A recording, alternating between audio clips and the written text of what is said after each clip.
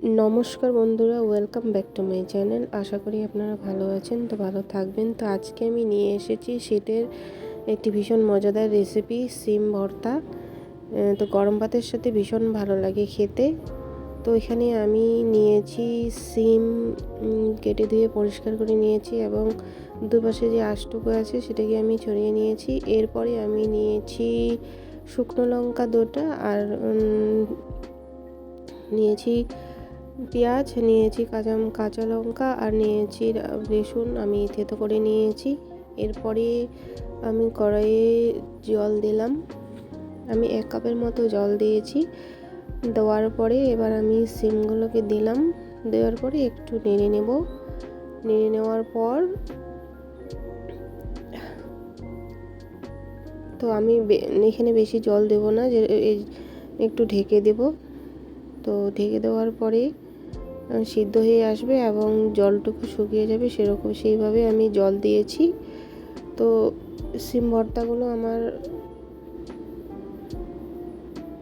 ভর্তা করার জন্য রেডি। এরপরে আমি মিক্সচারে পেস্ট করে নেব ঠান্ডা হয়ে। এরপরে আমি কড়াই বসার পরে এবার আমি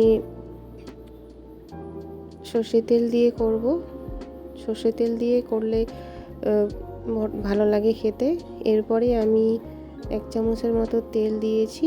তেল দেওয়ার পরে এবার ফোড়নে দিব শুকনো লঙ্কা, আর দিব কালো জিরে।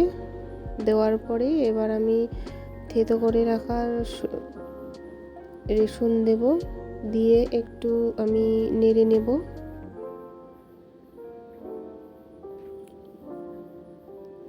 নেড়ে নেওয়ার পরে এরপরে আমি দিব পেঁয়াজ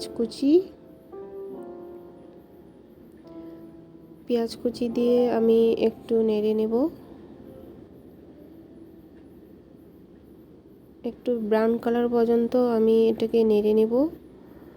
তো গ্যাসের চুলাটা মিডিয়াম টু লো ফ্লেমে রেখে আমি এটাকে নেড়ে নেব। এরপরে আমি বেটে রাখার সিমগুলোকে দেওয়ার পরে একটু মিক্সচার জারে জল দিয়ে আমি ফার্স্ট টাইম একটু জল দিয়ে একটু ভেজে নিলাম। ভাজার পর একটু শুকিয়ে গেলে এরপর আমি দিব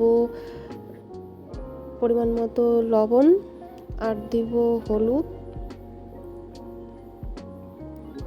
একটু আমি সামান্য পরিমাণ আমি দিব লঙ্কার গুঁড়া, দিয়ে একটু আমি ফার্স্ট টাইম নেড়ে নেব। তো যতক্ষণ না পর্যন্ত ভালোভাবে শুকিয়ে যাচ্ছে সে পর্যন্ত আমাকে ভালোভাবে নেড়ে নিতে হবে। তো সিম ভর্তার সময় যতটা পর্যন্ত মিডিয়াম টু লো ফ্লেমে রেখে আস্তে আস্তে করে নেড়ে নিয়ে শুকিয়ে নিতে হবে, তাহলে টেস্টটা ভালো হয় খেতে। এরপরে আমি 4টা কাঁচা লঙ্কা দেওয়ার পরে আমি একটু আবার নেড়ে নেব। তো আমার ভর্তাটা প্রায় হয়ে এসেছে। তো এরপরে আমি এখানে উপর থেকে ধনিয়া পাতা দেব। তো শীতের দিনে ধনিয়া পাতা দিয়ে বাটা বা ভর্তা খেলে ভীষণ ভালো লাগে খেতে। তো দেওয়ার পরে একটু আমি নেড়ে নেব। তো আমার হয়ে গেছে। তো ভালো লাগলে লাইক, কমেন্ট, শেয়ার অবশ্যই করবেন। আর আমার নিত্য নতুন রেসিপি দেখার জন্য আমার পেজটাকে সাবস্ক্রাইব করে রাখবেন।